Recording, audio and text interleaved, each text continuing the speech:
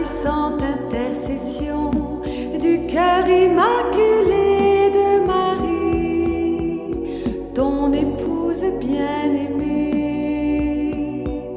Viens, Esprit Saint, viens par la puissante intercession du cœur immaculé de Marie, ton épouse bien-aimée.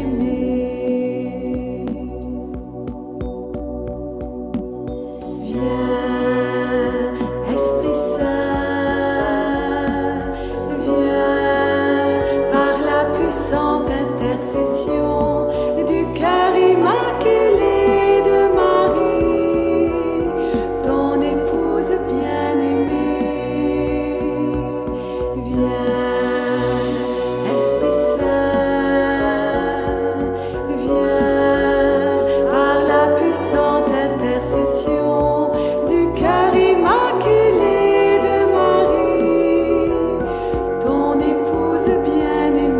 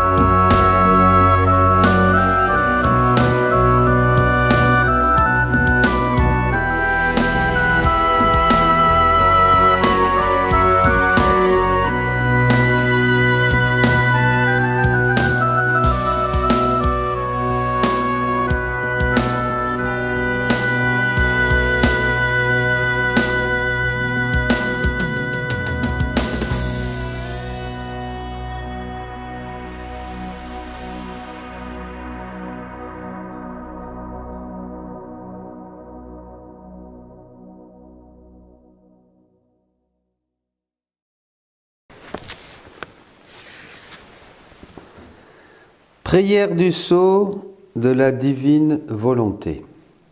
Seigneur Jésus, ma vie, avec ta très sainte mère, la Vierge Marie, et toute la cour céleste, j'entre dans ta divine volonté, afin de pouvoir atteindre toutes les créatures, passées, présentes et futures.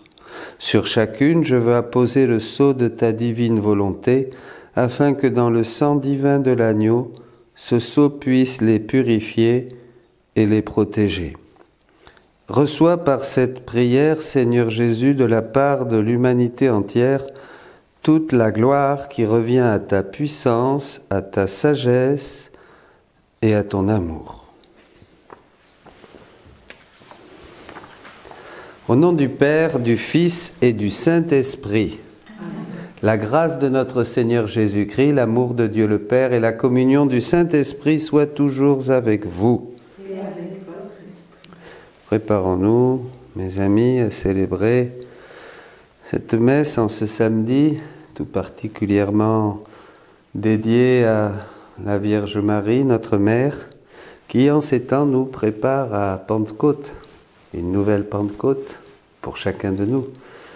Est-ce que nous sommes prêts à la nouveauté de quelque chose que Dieu a prévu pour nous, dans l'ordre de la sainteté, après dans l'ordre de la mission, dans l'ordre du service, mais d'abord dans l'ordre de la sainteté, c'est-à-dire de l'intimité avec Dieu, et c'est bien ce que nous enseigne notre Mère, la Vierge Marie. Demandons pardon au Seigneur pour ne pas mettre bien souvent les choses à leur place, de chercher telle ou telle chose, même en Dieu, au lieu de chercher la seule chose nécessaire, l'unique nécessaire, être comme Marie, tout à Jésus, tout en Jésus, tout avec Jésus. Je confesse à Dieu Tout-Puissant, je reconnais devant mes frères que j'ai péché en pensée, en parole, par action et par omission. Oui, j'ai vraiment péché. C'est pourquoi je supplie la Vierge Marie, les anges et tous les saints, et vous aussi, mes frères, de prier pour moi le Seigneur notre Dieu. Que Dieu Tout-Puissant nous fasse miséricorde, qu'il nous pardonne nos péchés et nous conduise à la vie éternelle. Seigneur Jésus, par ton mystère pascal, tu nous as acquis le salut. Prends pitié de nous, prends pitié de nous. Ô Christ, tu ne cesses de renouveler au milieu de nous les merveilles de ta passion. Prends pitié de nous, prends pitié de nous.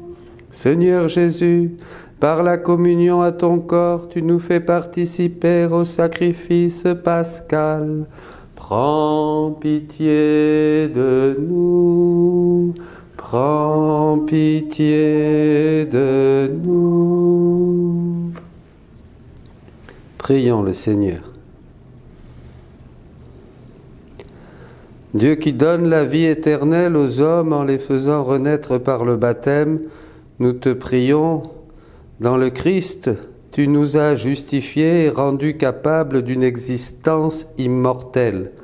Conduis-nous désormais par ta grâce jusqu'à la gloire qu'il possède en plénitude, lui qui vit et règne avec toi dans l'unité du Saint-Esprit, Dieu pour les siècles des siècles.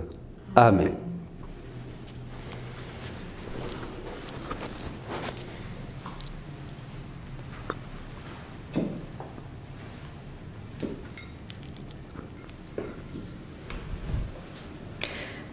Lecture du livre des Actes des Apôtres.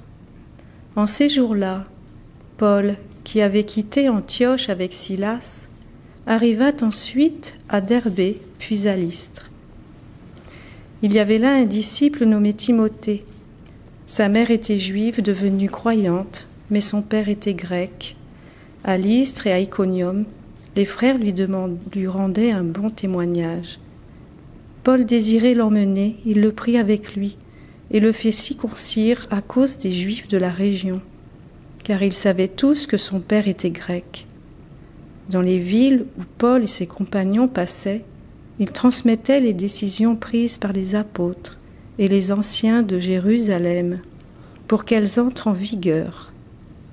Les églises s'affermissaient dans la foi et le nombre de leurs membres augmentait chaque jour. Paul et ses compagnons traversèrent la Phrygie et le pays des Galates, car le Saint-Esprit les avait empêchés de dire la parole dans la province d'Asie. Arrivés en Mysie, ils essayèrent d'atteindre la Bithynie, mais l'Esprit de Jésus s'y opposa. Ils longèrent alors la Mysie et descendirent jusqu'à Troas. Pendant la nuit, Paul eut une vision. Un Macédonien lui apparut, debout, qui lui faisait cette demande. « Passe en Macédoine et viens à notre secours. » À la suite de cette vision de Paul, nous avons aussitôt cherché à partir pour la Macédoine, car nous en avons déduit que Dieu nous appelait à y porter la bonne nouvelle. Parole du Seigneur. Nous rendons grâce à Dieu.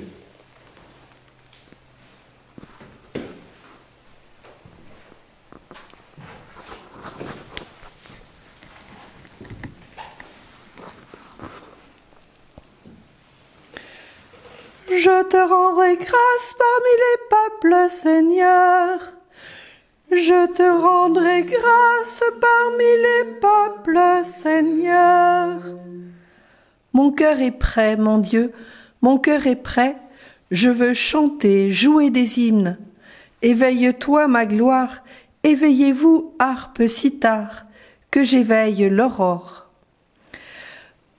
Je te rendrai grâce parmi les peuples, Seigneur. Je te rendrai grâce parmi les peuples, Seigneur, et jouerai mes hymnes en tout pays. Ton amour est plus grand que les cieux, ta vérité plus haute que les nues. Dieu, lève-toi sur les cieux, que ta gloire domine la terre. Je te rendrai grâce parmi les peuples, Seigneur.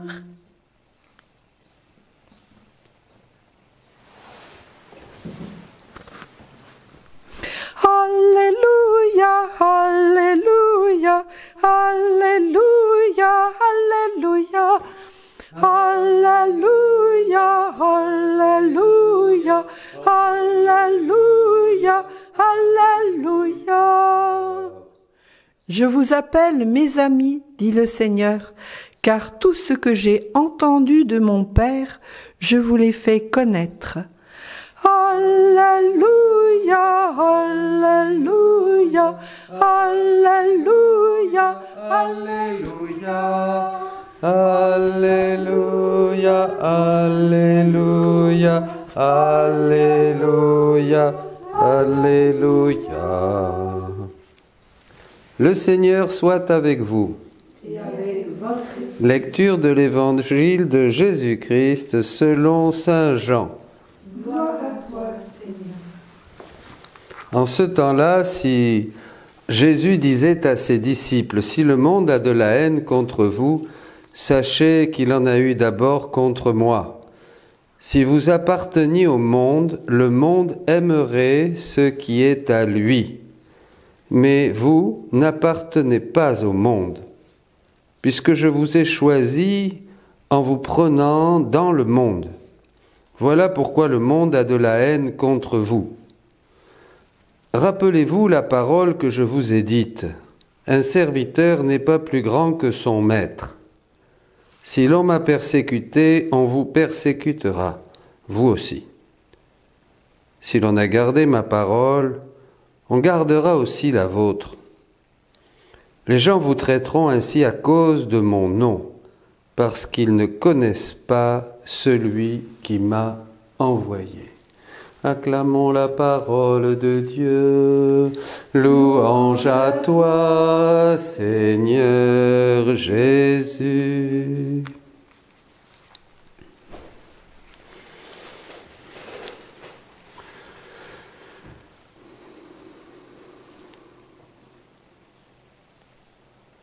Me vient cette phrase d'un auteur spirituel, je crois que c'était le Père Jean Lafrance, qui disait que le chrétien, dans un certain milieu, crée une sorte d'irritation. C'est comme un corps qui est mis dans un produit qui lui est totalement allergique, ou je ne sais pas. Il y a une réaction chimique, voilà, c'est ça. Un chrétien crée des réactions chimiques en chaîne. Voyez, alors évidemment, on pense tout de suite, bon, c'est clair avec le monde, hein, il y a même certaines idéologies qui sont en faveur de tuer les chrétiens parce que ça peut leur donner un certain paradis. Voyez, bon, voyez, ça va jusqu'à. Mais ensuite, il y a bien sûr le chrétien tel qu'il est vu par la société aujourd'hui, la société laïque, les nations, bon, un chrétien, c'est comme quelqu'un. Oui, un chrétien, quoi. Il y a des musulmans, il y a des bouddhistes, il y a des chrétiens, il y a des agnostiques, il y a des gens sans religion, il y a tout, bon, c'est bien, quoi, ben voilà. Hein, mais pour qui se prennent ceux-là, hein, les chrétiens, pourquoi ils disent qu'ils sont la vérité, qu'ils sont le chemin qui mène au ciel, et qu'ils ont la vie, il ne faut pas exagérer, mais tout est bien. Alors, donc, vous voyez, le chrétien énerve, ça de toute manière, vous voyez, le chrétien énerve, voilà. Donc ça, il faut le savoir, si vous ne voulez pas énerver les gens, ne soyez pas trop chrétien, un petit peu, voilà, un petit peu comme ça, là, mais pas trop quand même, parce que si vous êtes trop chrétien, vous allez déranger, et ça ne va pas être agréable, vous n'aurez pas une vie agréable, vous voyez, vous n'aurez pas autour de vous l'harmonie. Mais revenons à l'Église, parce que c'est facile de parler de cet évangile seulement en pensant à ceux qui n'aiment pas les chrétiens, qui sont contre les chrétiens, qui veulent exterminer les chrétiens, qui veulent dégommer l'Église, tout ça avec toutes tout ce qu'il y a, bien sûr, le diable derrière, les complots, terminer l'Église et tout ça. Bon, on sait, on a toutes ces choses qu'on connaît, dont on entend parler, et c'est vrai, il y a une bonne part de vérité, évidemment, que le diable n'aime pas l'Église, ça c'est sûr, il n'aime pas Jésus non plus, il n'aime pas la Vierge Marie, évidemment. Bon. Mais revenons plutôt chez nous, dans l'Église. Parce que cela se produit même dans l'Église, vous voyez, même entre nous chrétiens. S'il y a au milieu des chrétiens quelqu'un qui est trop chrétien, il dérange les autres chrétiens. Alors, tiens, mais vous êtes chrétien? Oui, mais toi, tu es trop chrétien. Toi, tu es trop chrétien. Un peu, ça va. Trop, c'est trop. Vous voyez, je pensais, par exemple, le Saint-Père. Alors, le Saint-Père va dire des choses, et ça va énerver certains. Parce que ça ne plaît pas, parce qu'il prend parti pour ceci, pour cela. Alors là, on est un peu ennuyé parce que c'est le Saint-Père. Alors si on est chrétien catholique, on doit obéir au Saint-Père. Bon, alors, même si on n'est pas d'accord, on ne peut pas trop dire qu'on n'est pas d'accord, parce que là, bon, c'est pas bien, quoi. Hein, il faudra aller se confesser, là, quand même. On ne peut pas critiquer ouvertement. Déjà, on ne peut pas critiquer ouvertement un frère.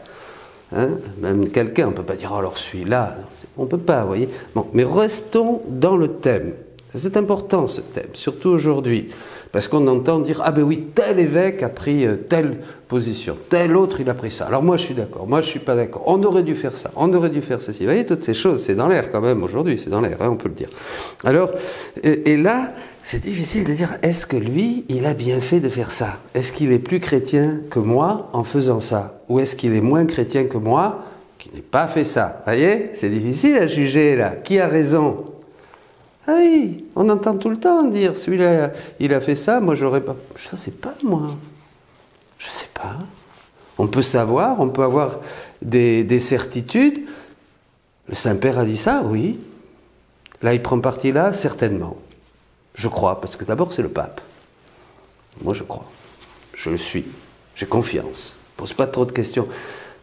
Ce qu'il faut, c'est vraiment suivre Jésus. Suivre Jésus et ne pas avoir peur. Mais si on est persécuté, c'est bon signe. Si vraiment dans votre cœur vous agissez avec conscience, vraiment pour le Seigneur, que vous tenez compte des autres qui peut-être n'ont pas cette foi, n'ont pas cette liberté dans l'esprit, comme dit l'apôtre Paul. Si vous tenez compte, si vous priez pour eux, si vous essayez d'être des hommes et des femmes de paix, mais que vous sentez que vous êtes dans la vérité, que vous voulez défendre la vérité. Si vous demandez conseil, attention, conseil aux uns, conseil aux autres, pour ne pas croire quand même qu'un ange nous parle continuellement du ciel, vous voyez, qu'on est les meilleurs des chrétiens. Non, ça c'est pas vrai, il faut vraiment s'entourer, écouter, être humble. Mais même avec ça, vous serez persécutés. Parce que si vous êtes de bons chrétiens, si vous êtes des gens qui suivent Jésus, rappelez-vous cette parole, un serviteur n'est pas plus grand que son maître. Alors que faire? On ne peut pas éviter la persécution. On ne peut pas éviter d'être le sujet de critique. Alors là, il y a ceux qui sont chrétiens et qui veulent être chrétiens, mais ils veulent surtout que tout le monde les aime. Vous voyez? Que être bien avec tout le monde, être bien avec le curé, être bien avec les laïcs de tel mouvement, être bien avec celui qui s'occupe des jeunes, être bien avec tel ou tel prêtre aussi, être bien avec tous les paroissiens, être bien avec tout le monde, être bien, plaire à tout le monde est content, tout le monde est ensemble, tout le monde, c'est vraiment la phrase, il n'y a pas rien à dire, ça baigne, c'est pas possible, ça n'existe pas. Ça n'existe pas. Dès qu'il y en aura un qui prendra un peu plus le parti de Jésus-Christ dans un domaine ou dans l'autre, ou à qui le Seigneur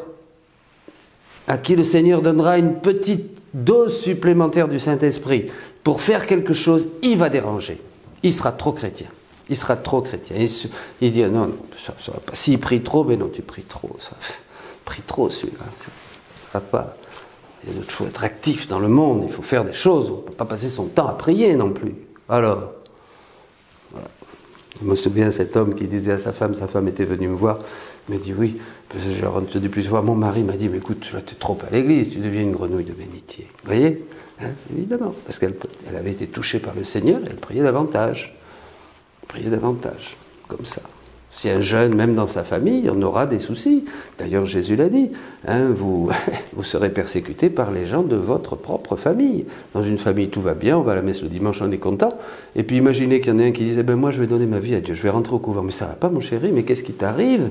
Mais tu as toute une carrière là et tout ça, et puis bientôt tu vas te marier. Quel beau parti en plus. Mais reste tranquille, mais quelle idée. Ah, ce curé, mais je savais bien, c'était ce prêtre que tu vois, c'était ce religieux. Voilà, et puis ça fout la pagaille dans la famille, vous voyez, ça fout dans la pagaille dans la famille. Trop chrétien, ça attire des persécutions.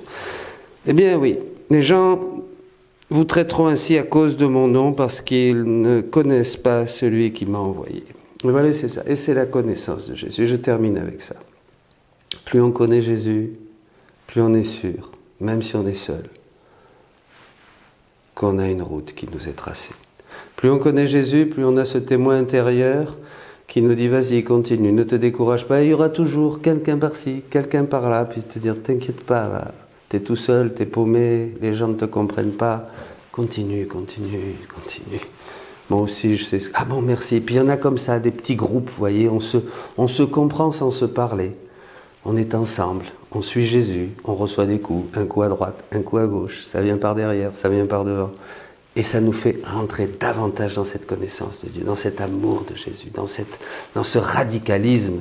Et c'est là où il faut vraiment se dépouiller pour ne pas s'embarquer dans des choses innécessaires et ne pas prendre de mauvaises barques et ne pas non plus se charger de choses qui nous pèsent. Il faut être léger, il faut être libre, il faut être dans le souffle de l'esprit, voyez, et ne pas avoir peur. Ça, c'est la vie prophétique. Il faut que les chrétiens, aujourd'hui, qui reçoivent ce don de la divine volonté, c'est-à-dire une nouvelle et divine sainteté, comme disait Saint Jean-Paul II, soient aussi, pour notre temps, maintenant, des prophètes qui annoncent le royaume de Dieu. Amen. Alléluia. Tu es béni, Seigneur Dieu de l'univers, toi qui nous donnes ce pain, fruit de la terre et du travail des hommes, nous te le présentons. Il deviendra le pain de la vie éternelle. Maintenant et toujours.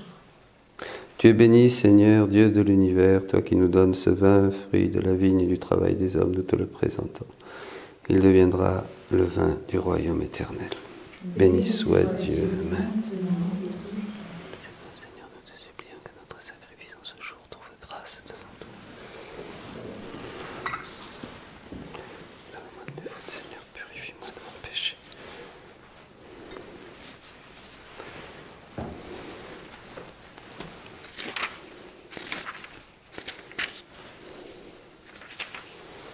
Prions ensemble, frères et sœurs, au moment d'offrir le sacrifice de toute l'Église. Pour la gloire de Dieu et le salut du monde.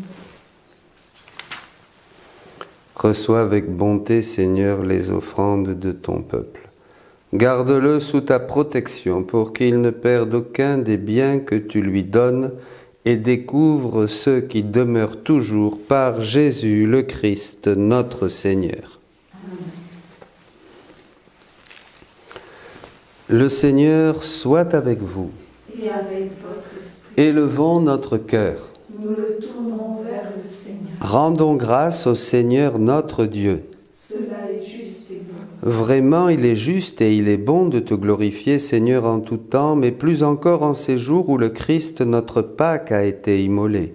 Grâce à lui se lèvent des enfants de lumière pour une vie éternelle, et les portes du royaume des cieux s'ouvrent pour accueillir les croyants.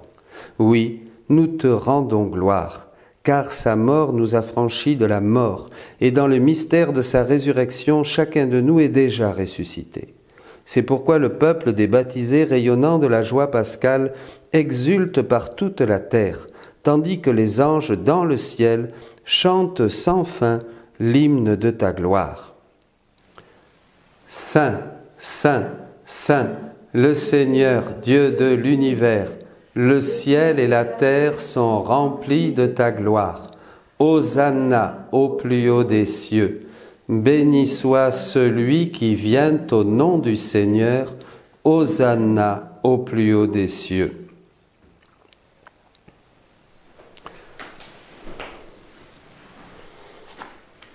Toi qui es vraiment saint, Toi qui es la source de toute sainteté, Seigneur, nous te prions. Sanctifie ces offrandes en répandant sur elles ton esprit, qu'elles deviennent pour nous le corps et le sang de Jésus le Christ notre Seigneur. Au moment d'être livré, d'entrer librement dans sa passion, il prit le pain, il rendit grâce, il le rompit et le donna à ses disciples en disant « Prenez et mangez-en tous, ceci est mon corps livré pour vous. »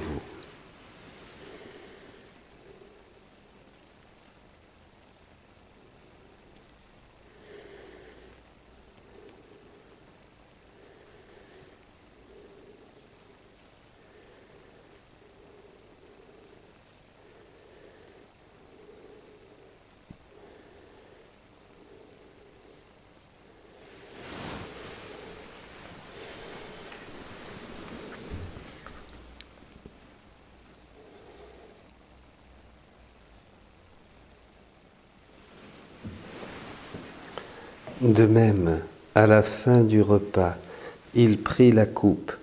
De nouveau, il rendit grâce et la donna à ses disciples en disant « Prenez et buvez-en tous, car ceci est la coupe de mon sang, le sang de l'alliance nouvelle et éternelle, qui sera versé pour vous et pour la multitude en rémission des péchés. Vous ferez cela en mémoire de moi. »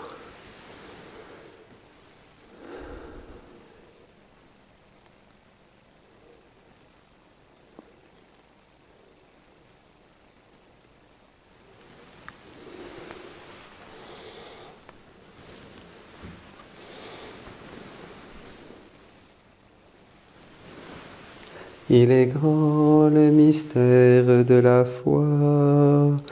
Nous proclamons ta mort, Seigneur Jésus. Nous célébrons ta résurrection. Nous attendons ta venue dans la gloire. Faisant ici mémoire de la mort et de la résurrection de ton Fils, nous t'offrons, Seigneur, le pain de la vie et la coupe du salut, et nous te rendons grâce car tu nous as choisis pour servir en ta présence. Humblement, nous te demandons qu'en ayant part au corps et au sang du Christ, nous soyons rassemblés par l'Esprit Saint en un seul corps. Souviens-toi, Seigneur, de ton Église répandue à travers le monde, fais-la grandir dans ta charité avec le pape François, notre évêque Jean-Paul, Bertrand et Jean-Marie, ses auxiliaires et tous ceux qui ont la charge de ton peuple. Souviens-toi aussi de nos frères qui se sont endormis dans l'espérance de la résurrection et de tous les hommes qui ont quitté cette vie. Reçois-les dans ta lumière auprès de toi. Prions pour toutes les âmes du purgatoire, tous nos frères qui sont partis pendant cette maladie, cette pandémie, et tous les autres.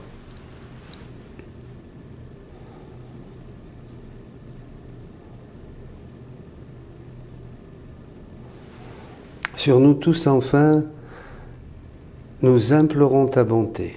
Permets qu'avec la Vierge Marie, la bienheureuse Mère de Dieu, avec Saint Joseph son époux, avec les apôtres et les saints de tous les temps qui ont vécu dans ton amitié, nous ayons part à la vie éternelle et que nous chantions ta louange par Jésus-Christ, ton Fils bien-aimé.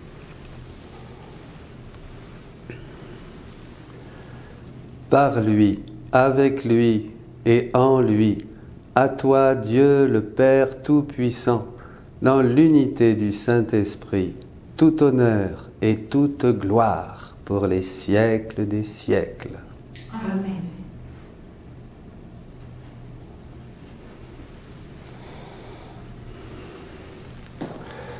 Le disciple n'est pas au-dessus de son maître. Nous suivons Jésus.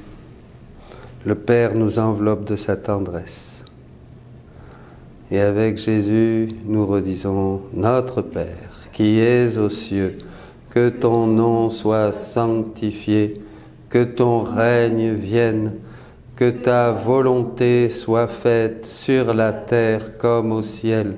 Donne-nous aujourd'hui notre pain de ce jour. Pardonne-nous nos offenses, comme nous pardonnons aussi à ceux qui nous ont offensés. Et ne nous laisse pas entrer en tentation, mais délivre-nous du mal. Délivre-nous de tout mal, Seigneur, et donne la paix à notre temps. Par ta miséricorde, libère-nous du péché, rassure-nous devant les épreuves, en cette vie où nous espérons le bonheur que tu promets et l'avènement de Jésus-Christ, notre Sauveur. Car c'est à toi qu'appartiennent le règne, la puissance et la gloire pour les siècles des siècles. Seigneur Jésus-Christ, tu as dit à tes apôtres, « Je vous laisse la paix, je vous donne ma paix. Ne regarde pas nos péchés, mais la foi de ton Église. Pour que ta volonté s'accomplisse, donne-lui toujours cette paix et conduis-la vers l'unité parfaite, toi qui vis et règnes pour les siècles des siècles. » Amen. Que la paix du Seigneur soit toujours avec vous. Et avec votre esprit. Agneau de Dieu, qui enlève le péché du monde. Prends pitié de nous. Agneau de Dieu, Qui enlève le péché du monde. Prends pitié de nous. Agneau de Dieu, qui enlève le péché du monde, donne-nous la paix.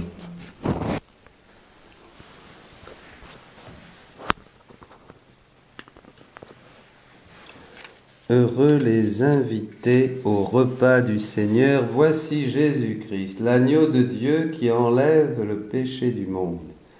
Seigneur, je ne suis pas digne de te recevoir, mais dis seulement une parole et je serai guéri.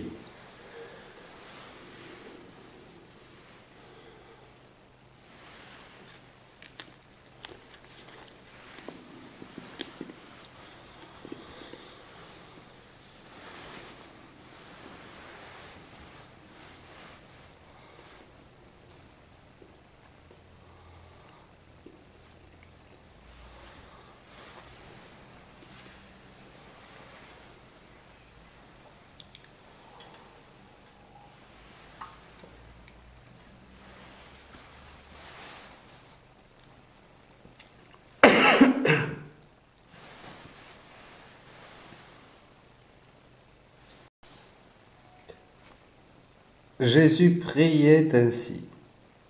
Pour ceux qui croient en moi, je te demande, Père, qu'ils soient un en nous, afin que le monde reconnaisse que tu m'as envoyé.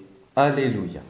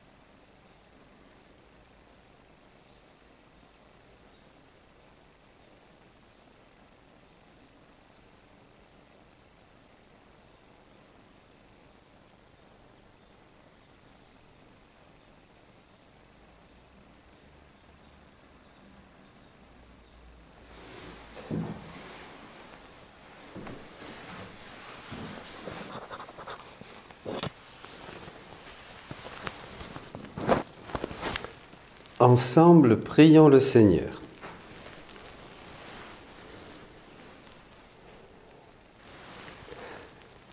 Ne cesse pas de protéger avec amour, Seigneur, ceux que tu as sauvés. La passion de ton Fils les a rachetés, qu'ils mettent leur joie dans sa résurrection, lui qui vit et règne pour les siècles des siècles. Amen. Le Seigneur soit avec vous, Et avec votre esprit. et que Dieu Tout-Puissant vous bénisse, le Père, le Fils et le Saint-Esprit. Amen. Allez dans la paix du Christ. Nous rendons grâce à Dieu.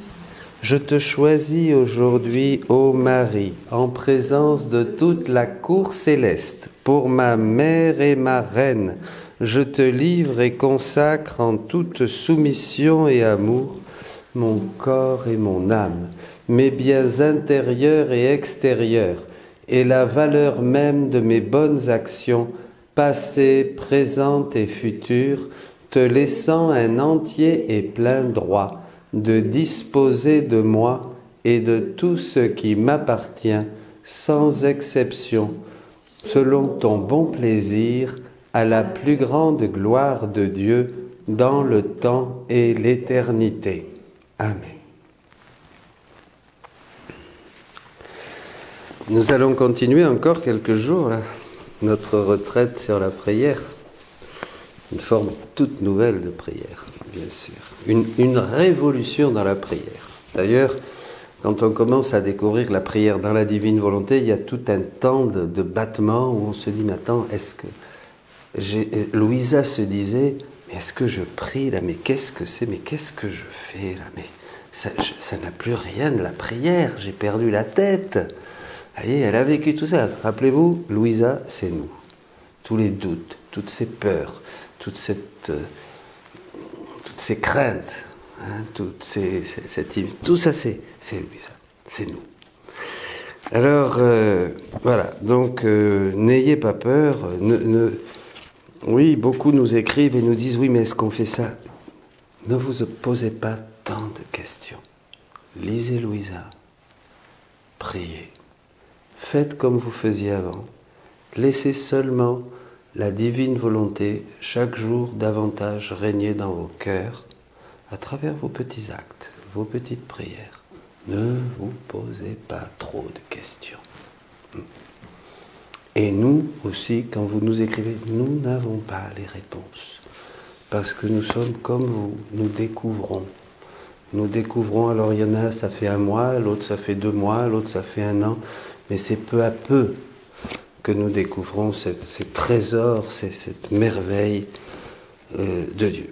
Alors, je vous conseille quand même de reprendre après le confinement, évidemment, je le redirai, tous les enseignements de cette retraite, de reprendre les thèmes, les diaporamas, parce que c'est à force de les écouter, rappelez-vous la leçon du livre 13, très important, mendiquer, mastiquer, laisser ces paroles vraiment descendre dans notre cœur, c'est ce qui fait le plus plaisir à Jésus.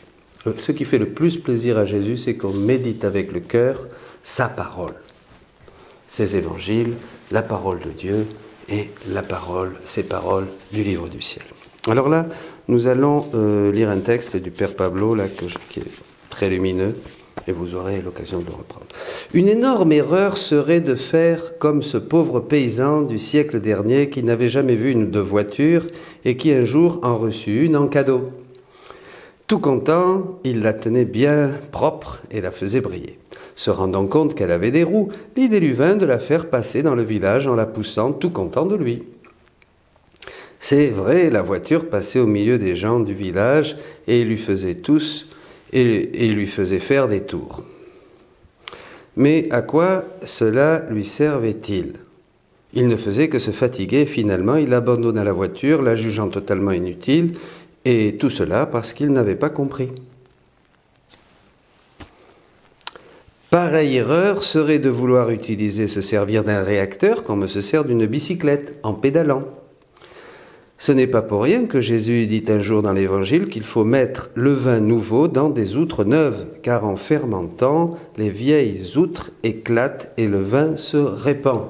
C'est ce que je vous disais, il faut abandonner un peu les vieilles outres. Certaines choses, ne vont pas fonctionner dans la divine volonté. Des choses qui vont être accomplies, qui vont se réaliser, qui vont découvrir leur plénitude dans cette vie de la divine volonté, parce que Jésus, d'une manière pédagogique, depuis déjà Dieu, depuis l'Ancien Testament, nous conduit.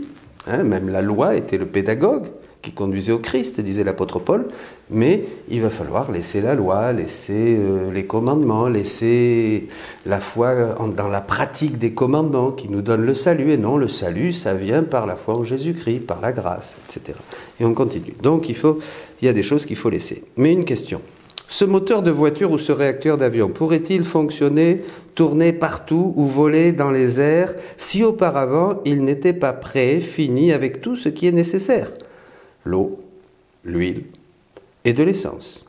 L'itinéraire spirituel de Louisa au fil des écrits est bien clair et nous voyons qu'il y a plusieurs étapes, comme dans l'histoire du salut. Il n'y a aucun chapitre inutile ou de trop. Tout s'harmonise et forme un ensemble dans l'unique projet divin.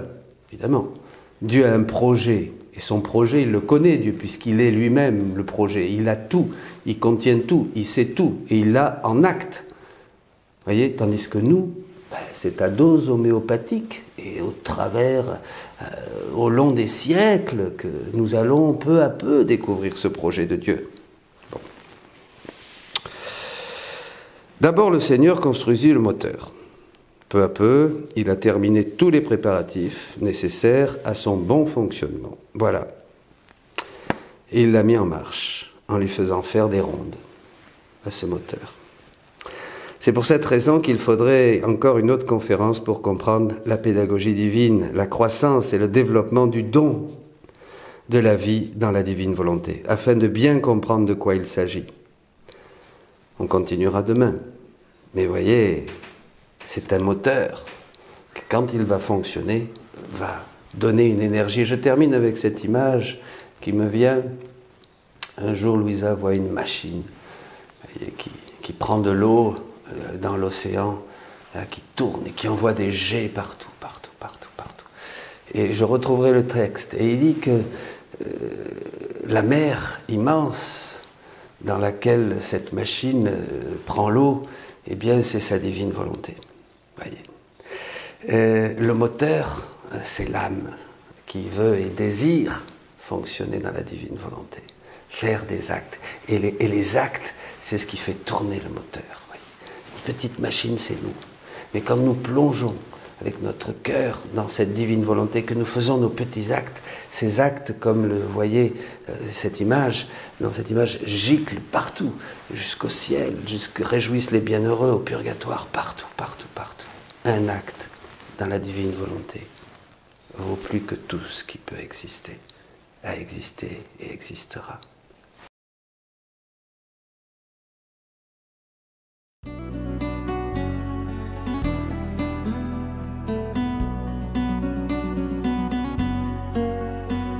Seigneur, en ce début de journée, je place ma volonté dans la tienne, de telle sorte que je vive toutes mes actions dans ta divine volonté.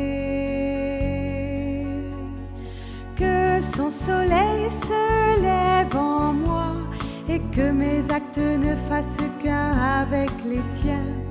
Que ma décision ne soit pas obscurcie par ma propre volonté, mon estime personnelle, mon insouciance ou ma négligence. Gloire à toi, Seigneur. Seigneur, en ce début de journée, je place ma volonté dans la tienne, de telle sorte que je vive toutes mes actions dans ta divine volonté. Que son soleil se lève en moi et que mes actes ne fassent